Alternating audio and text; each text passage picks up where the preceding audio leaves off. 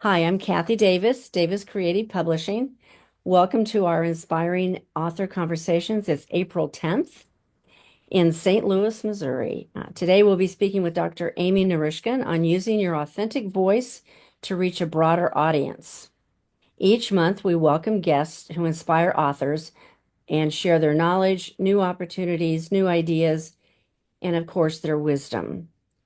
Today we're going to welcome Dr. Amy Narishkin. Have you ever felt uncertain about talking with a person who is different? You're not alone. Our presenter today has worked with over 400 leaders in China, India, the United Kingdom, and in the US as an executive coach, helping them to be confident communicators so that they can attract and retain diverse talent. She holds a PhD in adult learning, has over 3 decades experience speaking, teaching, and coaching domestically and internationally. Please help me welcome Dr. Amy. Woohoo! So, Amy, yours path and mine have crossed much longer than I realized. I was looking at Aaron Joy's book the other night that we did in 2020, and I'm looking at the back and I realize there's a quote, an endorsement on here by Dr. Amy. And it's like, well, I came full circle in that moment. It's like I didn't realize that that was another area of our lives where our path crossed. Um, That and more recently, National Speakers Association. I was So just getting ready to mention that one. Yeah. Yeah, that which is another great community that we often recommend and talk about here in on these conversations. But today we want to talk about how do we use our authentic voice to reach a broader audience as we're writing our books. What what keeps people, women, I can say women, we're all women here today, and we got one more getting ready to join us, who from speaking up. We were talking a little bit about this earlier. What's been your experience about what women are taught? it's an intriguing question because we tend to think that we're the ones stifling our voice. And so we might think it's a character defect, whereas it's actually a cultural default. So what I do is I work with organizations and their leaders who want to be confident communicators so they can attract, retain, and engage diverse talent. And we're part of that diverse talent, right? So what's interesting when we're talking about diversity, whether it's domestic, local, or international, we're talking about cultural intelligence, and that's what I teach. I teach cultural intelligence, and cultural intelligence is simply uh, the ability to accept a person and their uniqueness as they are and adapt your behavior to show genuine respect. And cultural intelligence isn't something you just have, it's actually something kind of like emotional intelligence you have to develop. And there's 5 stages. May I share with you a slide? Would that help? I would love to see those 5 stages. All right. And while you're getting that set up, Jacqueline just joined us, and Jacqueline was in our book Cayaditas, and Latina-owned women business owners and active women in the community. I learned so much, and I saw so many similarities with the message that Latina women hear as young girls growing up, and what actually I grew up in, mid-America, Oklahoma, Kansas, and Missouri, and um, the message was the same. The words were a little different, but the message was the same, as you're prettier when you're quiet, which was Cayaditas, and then mine was don't speak unless spoken to, and sit there and look pretty, basically. Yeah. Yeah. I'll put some cultural context around what you're talking about, what's happening in our world. It isn't a character defect. This is a cultural default. So cultural intelligence, there's 5 stages, and y'all recognize them. There's, see if I can get it going. There's denial, people who just miss differences, and it's not necessarily their fault because they may have grown up in a working class community and never been exposed to differences. So it's not necessarily intentional. The next mindset is polarization. These folks are definitely judgmental of differences. They see them, and it's a simple mindset. Things are either good, bad, right and wrong, black or white, in or out. And then there's the mindset of minimization, where you're downplaying differences. And acceptance and adaptation is where you're moving toward that multicultural or the cultural intelligence. And the way you determine your current mindset, it's not like a personality profile that this is where you are and you're stuck. It's more like what Maya Angelou says, when you know better, you can do better. When you take the assessment and you find out your current mindset, now you know from the place you're working, and now you know what's next. So it's both descriptive and prescriptive. The intercultural development inventory is where I go. It's a different organization for me, but when I move in and work and come alongside an organization, the first thing we do with that leadership team is find out everybody's current mindset, the place they're working from and thinking from and acting from. And IDI provides, for example, Kathy's data and then the composite data of the whole leadership team so they can find out how they're working together.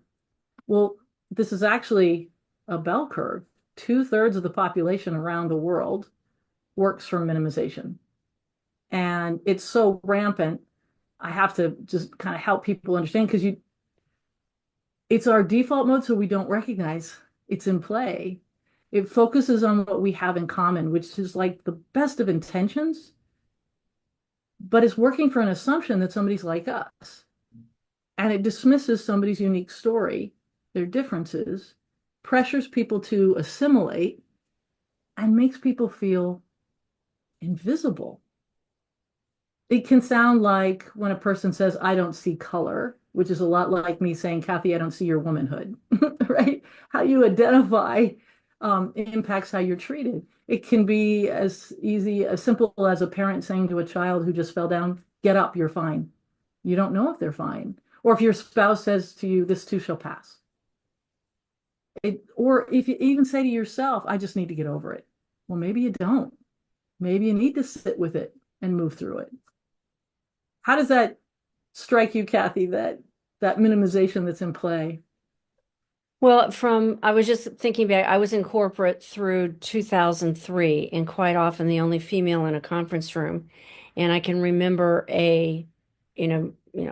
table of 12, and I'm not all that tall. Those of you that know me, uh, my highest height in my entire life was maybe 5'2", and I've reached that stage where it's coming down. Um, but I remember an older mentor type woman in the financial world where I worked whispering me one time, always wear red when you're in those meetings because one, it helps you stand out. And I remember, they would not lower the podium or you stand and you give your report and you stand in front of this podium and they would not lower it. And so I would just stand in front of it. And because the podium's as Brilliant. tall as I was, so Brilliant. you just had to find ways to allow your voice to be heard. And I didn't realize that. The other thing that made your comments made me think about was as women, and we just happened coincidentally to have a group of women today. It wasn't something we planned, but I love the fact we've got one more getting ready to join us here, my Julie role. And I wonder how often I've caught myself a few times as a leader of a team falling into some of those old habits that of how people used to treat me. And then Right. this little light bulb will go off and it's go, wait, no, allow this person to speak. Kind of talk in my Beautiful. head is, Kathy, shut up, be quiet for a while, let somebody else speak. Yeah.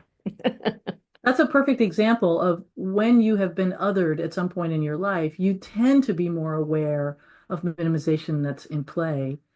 I just want to point out that they wouldn't lower the podium, so you walked around to stand in front of it. On my the page today or end of it tomorrow. So I'll send it out. Whoops. Go ahead. I got that.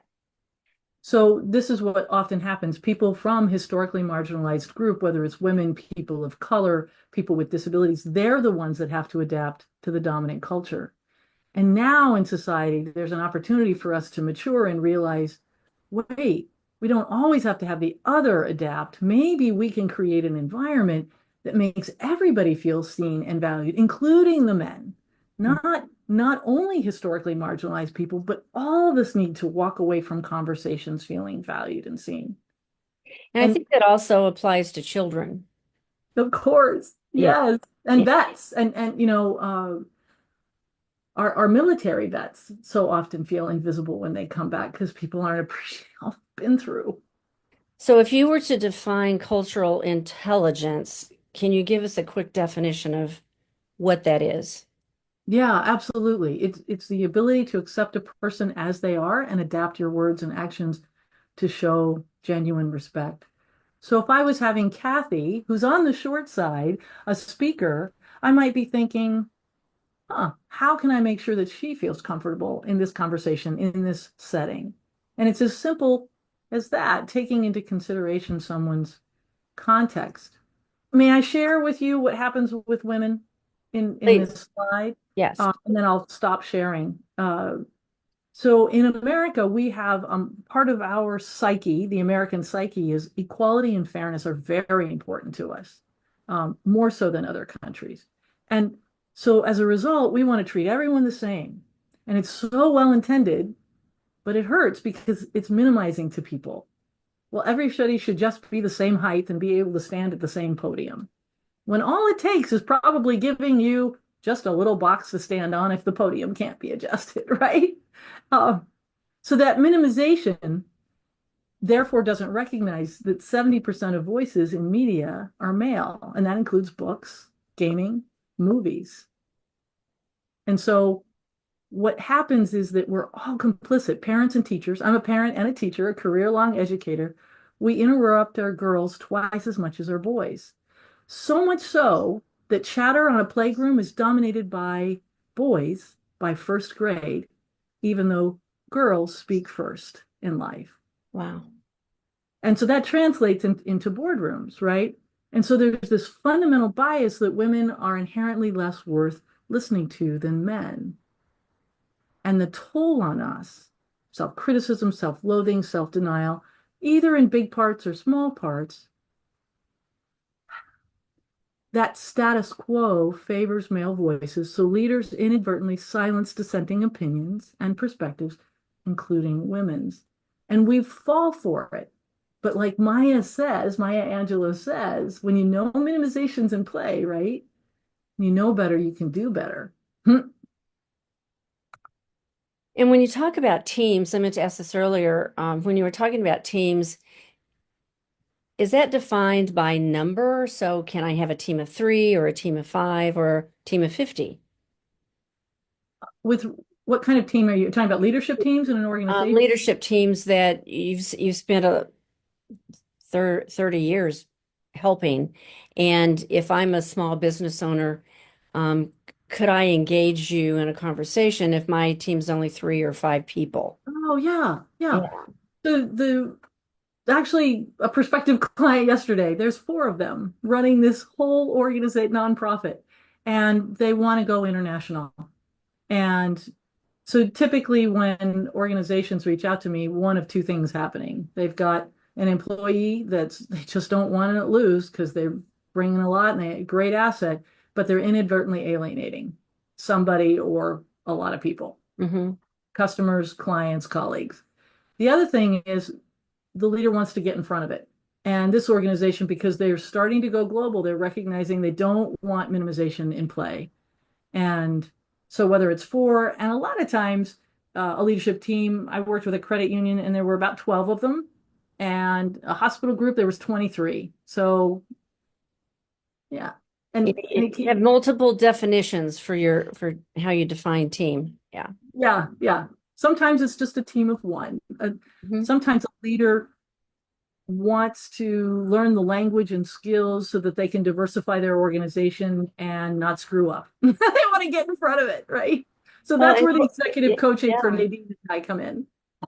And quite often as writers, we're a team of 1. And how can we incorporate a sense of cultural intelligence in our writing? Well, that's a beautiful question. I'm writing this book, and I just spent the weekend because Kathy and Missy and Kim said you got till end of business on Monday to finish with the final copy. So Cyril and I dug in. We Have had deadlines, yes. Bruce the Basset Hound here, Macy was on my shoulder, Cyril was here, and we were going through all just combing through the book to make sure we were on target.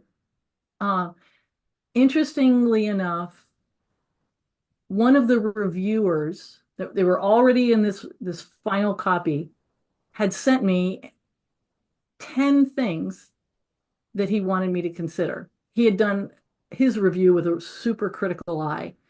This is a multilingual gentleman. He's Polish, Piotr, and he's married to a Dutch wife, and they live about 20 minutes down the road from my daughter who lives in Rotterdam. And he actually is an associate professor for Webster University there in Leiden. So obviously multilingual, multicultural, and he's a writer, a professor, a diplomat, and an author. So when he says, hey, Amy, there's some opportunities here, I sat up. So what's intriguing is cultural intelligence can't happen unless there's two entities involved. Either you're going inside and feeling with you, or you're feeling with another person. And you're practicing that acceptance, allowing yourself or allowing that other piece, and even better, allowing both of you to be just where you are, broken and beautiful, and all your humanity, and adapting to show respect. And since I haven't a goal of an international audience for my book, I wanted to pay attention to Piotr's points. And he had picked up on things that all the American reviewers and even 3 other reviewers from different countries hadn't picked up on. But there's nothing like educator eyes to see the nuance in language. And, one example was I had used performance improvement plan, a PIP. And that's a very American term. And he wanted that defined. Help me understand. It sounds really cool to provide structure for improvement. Can you elaborate on that? And he pointed out that my whole book is about trust. And you can't be in minimization, Amy, or practicing cultural blindness. I really think that cultural blindness is a word that ought to be in your glossary. So how you become open is by asking for that constructive criticism, whether it's in an oral conversation, one-to-one, or when you're writing. As you know, Kathy, more people inform and make you culturally intelligent, wiser, kinder, more compassionate. Tell me what you're hearing, how that lands on you, Kathy. Well, from being involved in this particular project, it's been an eye-opener for me. It's been one of those, just for the audience, where we take a step, get input, and realize perhaps we need to rethink that. Perhaps we need to rethink that. And so I find the irony, just in terms of your big global message that you share with the world of creating cultural intelligence, is what I would call the macro kind of message. And then the micro message is the individual that will be reading your book, and how will they be interpreting it from a micro level. Right. And it's there's a mirror there that we've been able to, as the reflection comes back, we go, oh, okay, you're right, we need to adjust that. And so it's been a wonderful learning experience for me to be able to say, okay, this is not quite working, let's fix this, let's see how we can, let's move with the flow, because we are becoming much more of a global community. And right. we all saw it happen during the pandemic, and then even though we're post-pandemic, we're still kind of in a world that changes in a heartbeat, that changes in a second. And St. Louis those of you from St. Louis is a very international community. I live in an international community in University City. My grandchildren go to Parkway, which you would think would be very suburbia, but when I attend their music, what do you call them? Not the music, not a recital, but you know what I mean. Yeah, the events, yeah. Events, thank you, because they're in band and concert and all that. it's the United Nations out there in front of me. You know, there are children from every country that you imaginable, and it reminds me of how lucky they are to be exposed to that. At the same time, we want to, in my mind, you know, I'm want to make friends. You know, so it's like, how can I better make friends and teach that to my next generation that's coming up, the grandchildren, and how can Yeah, we do that in our writing also? exactly. And the very first step is what you're naming is recognizing that people from different perspectives and backgrounds are going to be reading your work. Mhm. And how can I have um, a number of people, a handful of people reading this copy so that it isn't off-putting, so that they want to stay engaged. Piotr sent me these edits, these copy edits, and said, "You understand, I learned a lot from your book, and I'm only giving you these because I want to make it even stronger."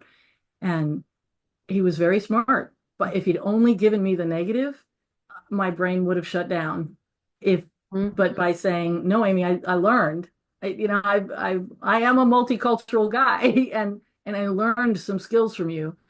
Thank you. And here's an opportunity to make it more inclusive." Yeah. This attitude of what you're describing, Kathy, and your organization has been walking alongside me this whole time with this attitude of learner. All of y'all are learners, which is countercultural because in dominant culture in any organization or country in the world, you tend to be the knower. You tend to be the speaker, not the listener and the learner. And it's not that you're not an expert. Y'all are badass publishers, right? And ghost publishers. And yet you share your expertise with this learning attitude. You're growing and learning. And that posture is really appealing to people. It's a way to demonstrate your cultural intelligence. When you come across somebody and you ask them, "No, really, how are you doing?" Not just how are you doing, "I'm fine," but recognizing minimizations in play and going, "No, really, how are you doing?" and pursuing them. "I'd like to know if you're up for talking." Well, And I'm sorry. no, And we're go ahead. living in an era where daily we see more and more people stepping up and using their voice. Yeah. And so, what are some ways that, and what are some steps that we can take that when we go to step up and speak up and lift up, that's my part of it also, that we have that confidence or that we know what to say and how to say it so we're not alienating, that we're creating community and adding the unity to it. So beauty. Yeah, it's so beautiful because we don't want uniformity. We want unity.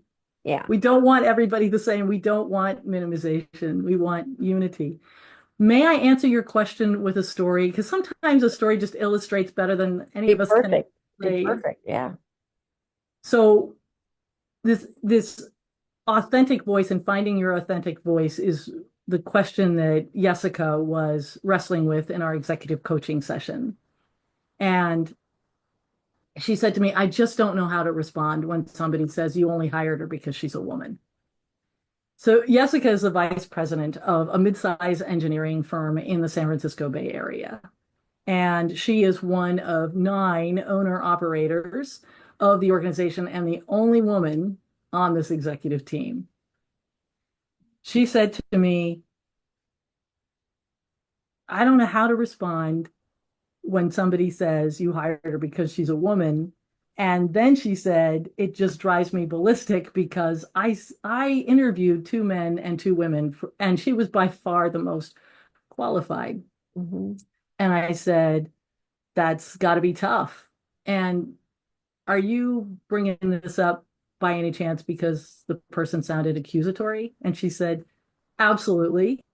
I didn't know whether to defend my position and potentially alienate the guy or drop into silence and basically communicate I agreed." And I said, "That is a conundrum. And there's another way to respond." And she said, "Oh, yeah." And I said, "Yeah, there's actually 3 ways to respond. What you've described, silence, violence, and what's called the third way." And silence, like you've pointed out, you respond with silence, you're masking, you're avoiding, or you're withdrawing from the pain. Violence, you're attacking, trying to control or labeling the person. And in both cases, and violence, just to be clear, can be loud and fast, come in and hot, or it can be quiet and slow over days, months, years. And in both cases, it's undermining and making people feel less than. Well, both those reactions, silence and violence, track back to the oldest part of our brain. So we're well practiced. That's our default. So the thing is, it's a binary operating system and leaves us with only those two choices, silence or violence. The newer part of our brain is where we can move into this contemplative response, the third way. That's where you slow down, you take a breath, and you take a moment, a minute, an hour, a day, whatever you need to get your feet back under you and bump into some compassion for you because you've been hurt. You've been zinged, right? And potentially compassion for them because hurting people hurt. It's in that softer space that you can find the opportunity for connection. And she said to me, "What does that sound like?" And I said, "It sounds a lot like what you've already said." So to be clear, you're bringing this up to me because obviously it's important to you to hire more women. And she said, "Yeah, we need women in the industry. We need more humans." And I said, "And he was right then." "Oh, yeah, he's right in part. And you're right too, because you've done your due diligence." And she said, "Yeah." And I said, "Then that's what it sounds like. But just put him first. You're right. It does make me smile. It does make me happy to bring more women into our organization. We need to diversify the organization." And we looked at a number of candidates, both men and women, and this was by far the most qualified woman for the project manager position. And if you want to know anything about her credentials or her background, her story, happy to fill you in. And I said to Jessica, "How does that land on you?" And she said, "I like that. It's like we both win." And I told her that's how you can actually tell if cultural intelligence is in play. You both win. You both walk away feeling valued and seen. So, and just to recap, it's 3 steps. You asked me kind of what you can do. Mhm. When somebody comes in hot via email or into your office or into your kitchen, wherever somebody's coming in hot, the first step is slow down and take a breath and bump into some more compassion. Step 2 is listening to understand. You already understand your perspective. See if you can understand something about theirs. And step 3 is you're going to go for the win-win. Affirm both of you. Just put them first so that they can hear you. So I'll use my cultural intelligence. How does that land on you? And I'd love to get comments from our audience participants. If you have a question or a thought or a feeling, raise your hand, unmute yourself. We're a small enough group today that just jump right in here. Nadine, I can see your wheels turning from here.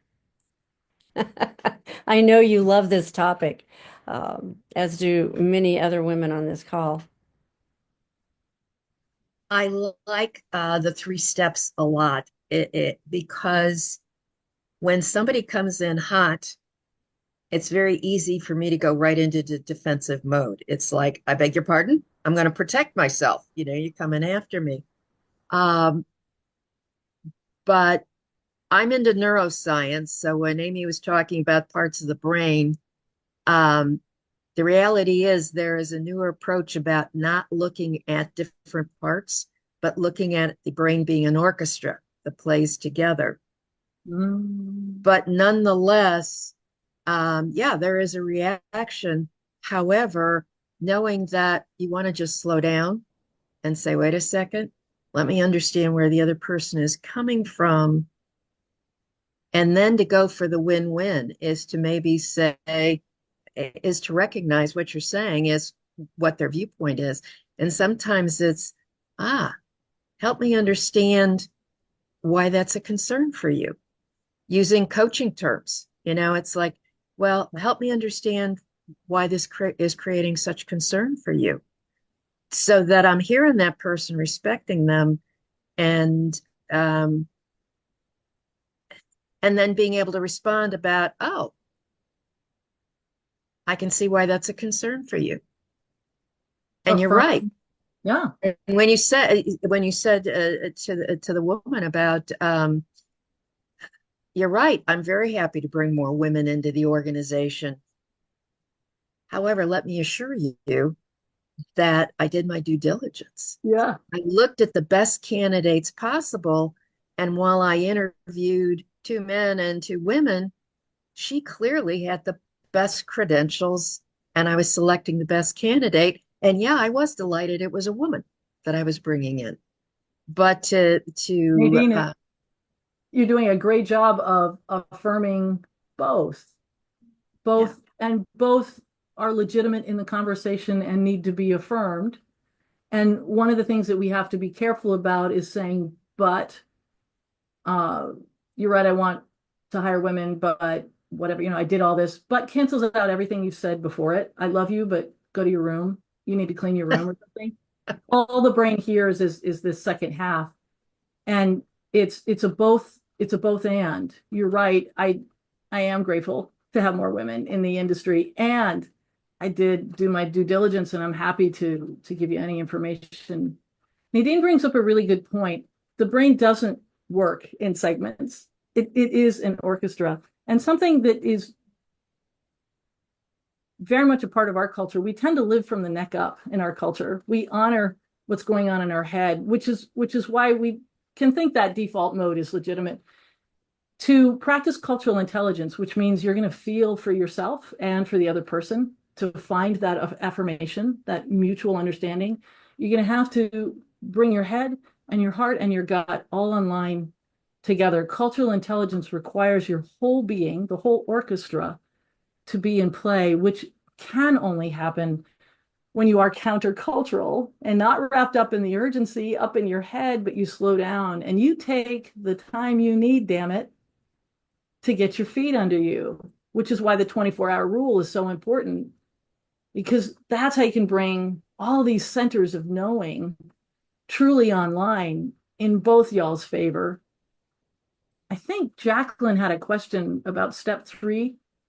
Yes, if you could repeat the 3 steps, that would be great. Yeah, slow down, take a breath. The second one is listen to understand. We tend to listen to be right or listen to speak. We actually want to listen to understand. And the third step is figure out a way to affirm both of you. And take your time. It's something you have to practice at. I'm better at it now, but I've been doing this for a lot of years. And there are times when I have to circle back the next day and go, can I have a do-over? I didn't take very good care of you in that conversation. I've never gotten a no, by the way. And Jan, you mentioned this book. Is it literally there on your desk? No, I will admit I returned it to the library, but I recommend it any opportunity that I have. I mean, it literally just jumped off the shelf at me. And the Radical gentleman, Inclusion by David Monina Senge, Senge. the gentleman he was appointed to be the person in charge of establishing inclusion in the school systems in Sierra Leone by the president of Sierra Leone.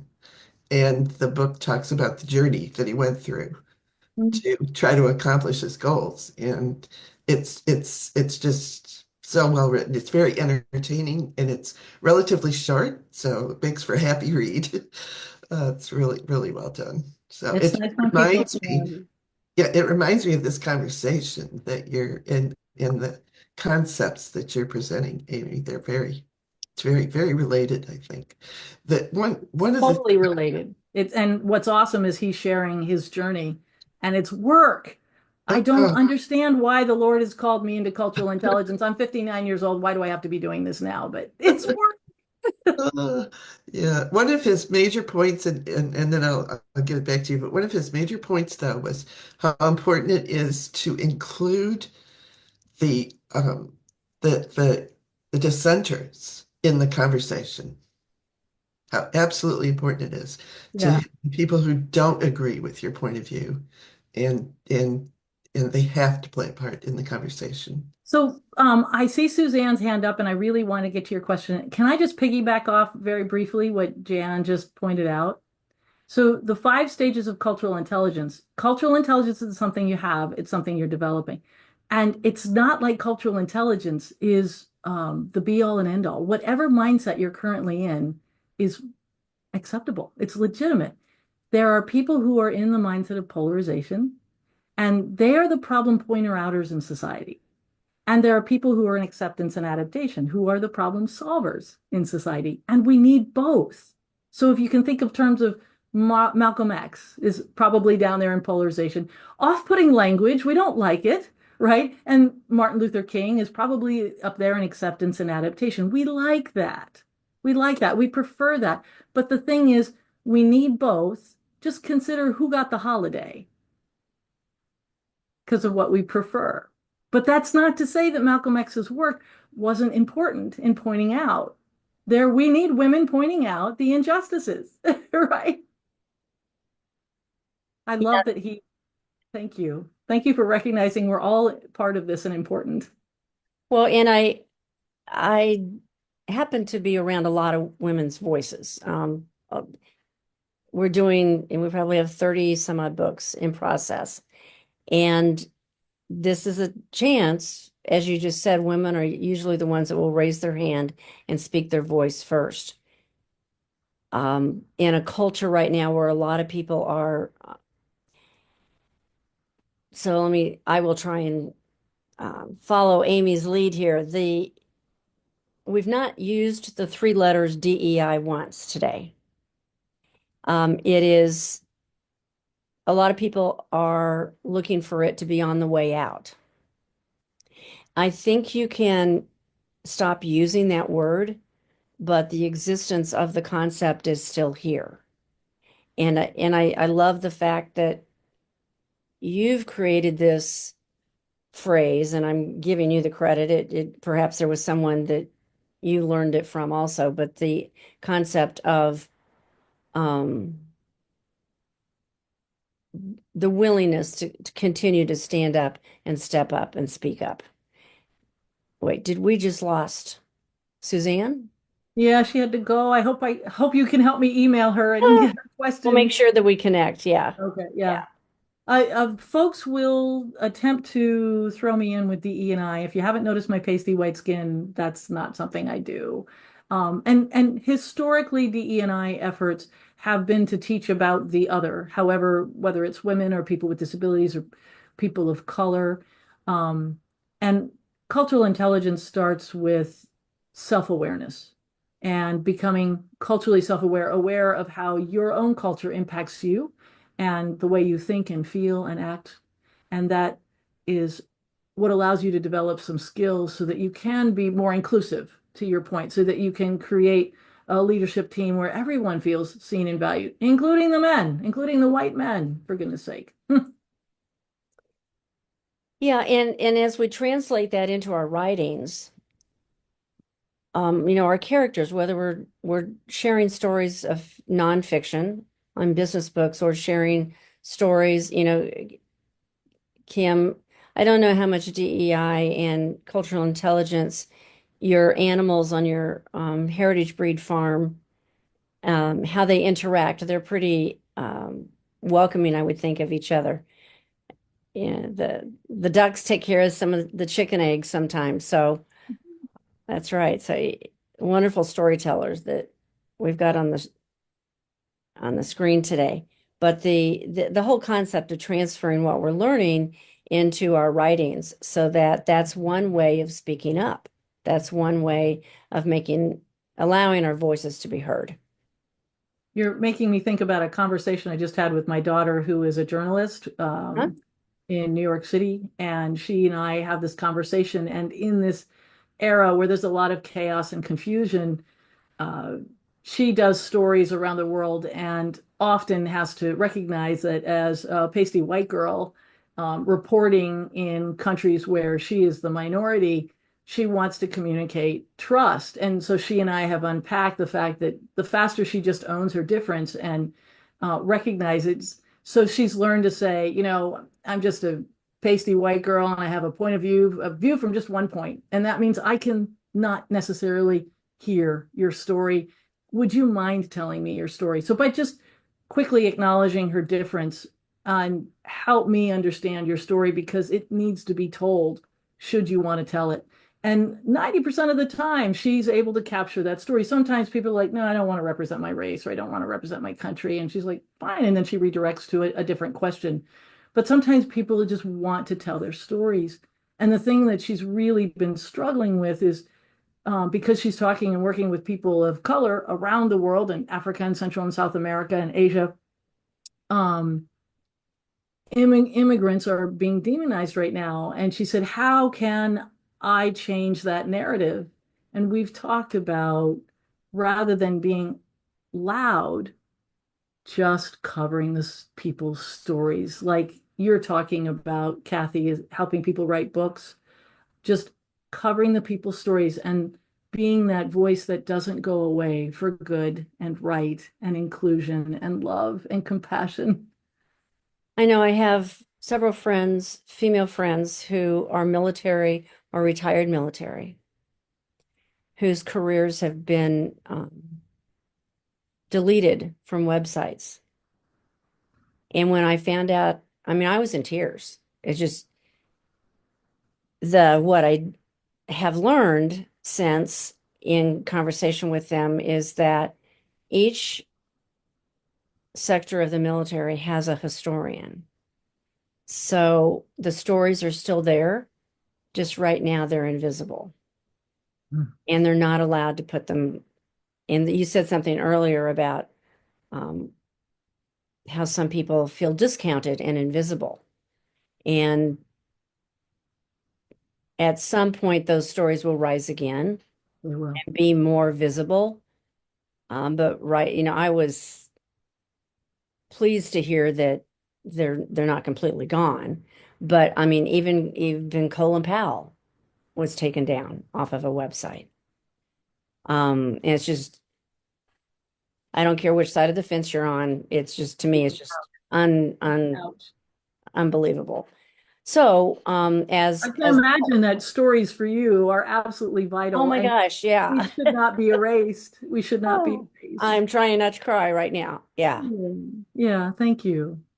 But so people say, so what are you going to do? I have had people ask me that because we have represented several cultures and minorities and belief systems that may not be mainstream right now. And I said, I am going to keep producing.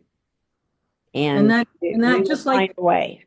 that's your work. This is Abby's work. And in this period of chaos, one of the things that's really helpful for me that I've come to understand is the nature of culture is not one to lift you up. The nature of culture is self-protection and self-aggrandizement.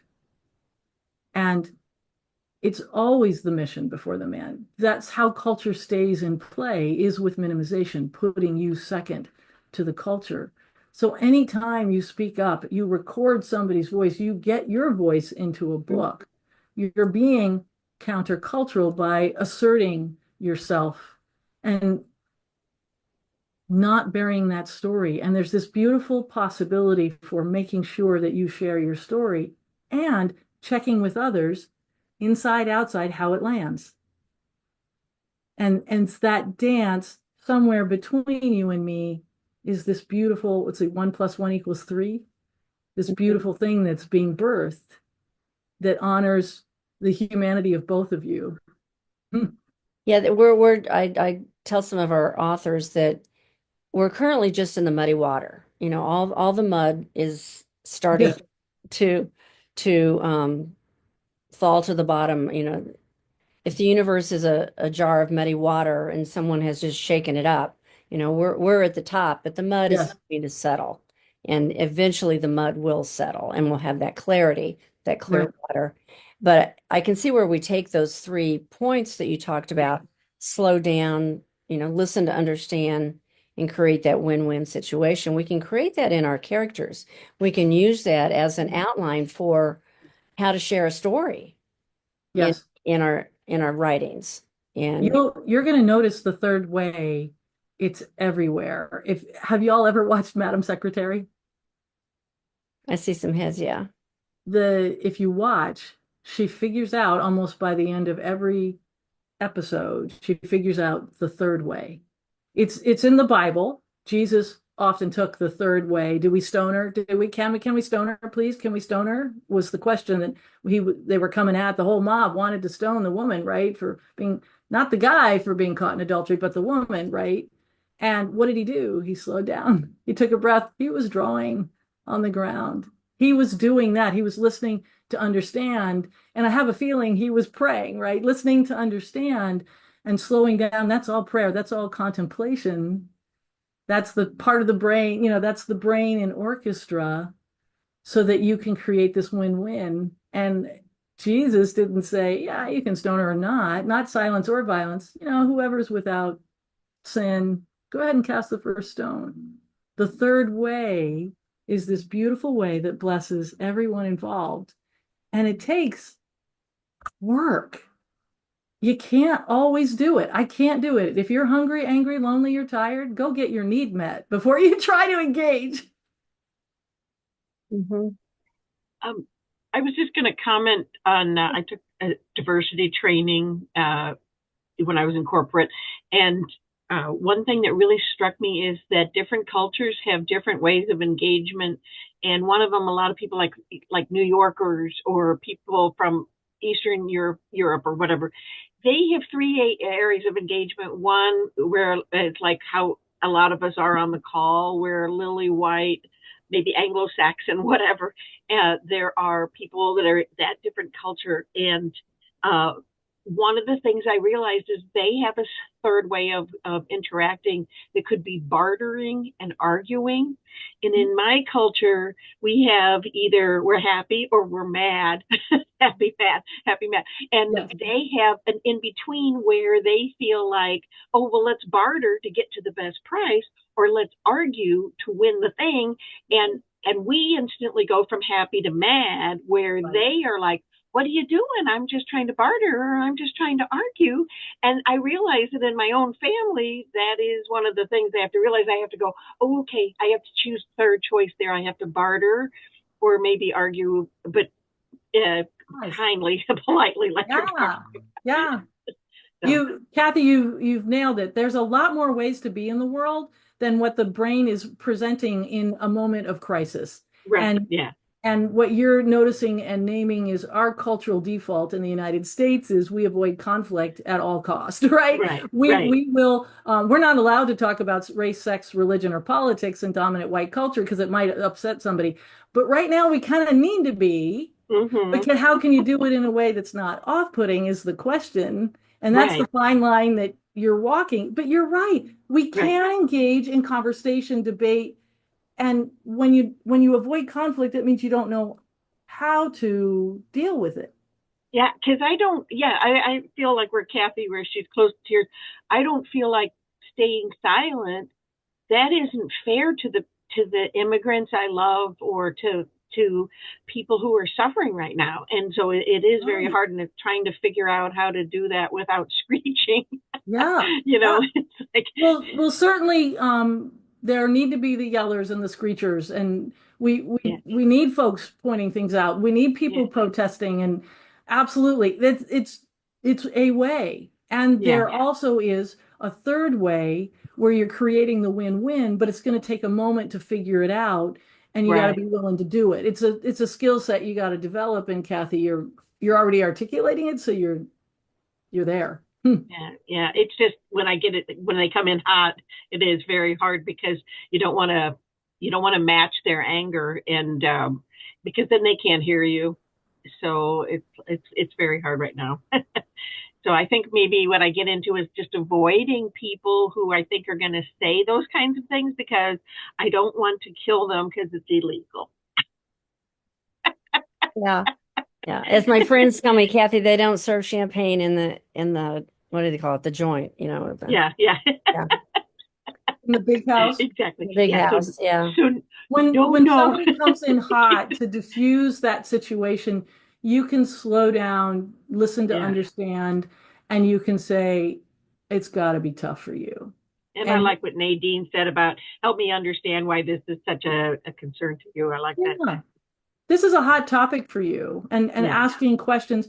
And so if you're talking with a person, who's in a position of power, for example, you want to be careful. So white Americans are known for peppering people with questions.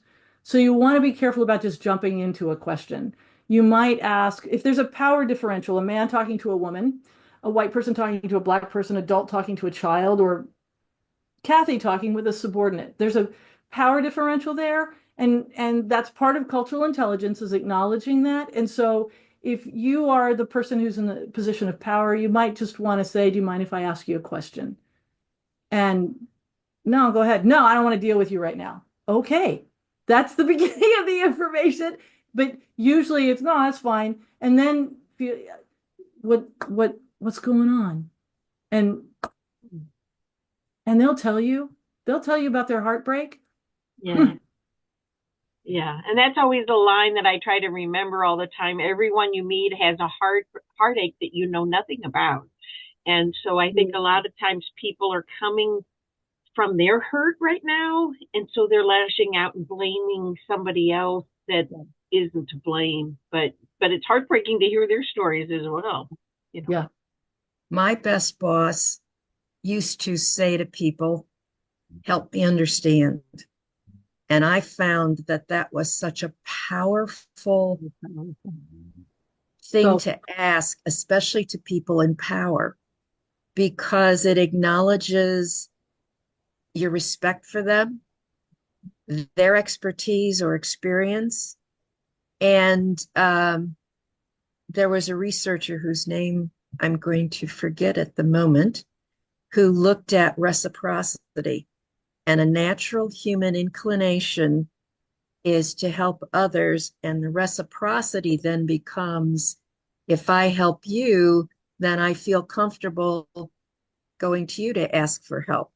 And it's just a real powerful connection between two people. But it's such a respectful way to ask somebody, like, help me understand.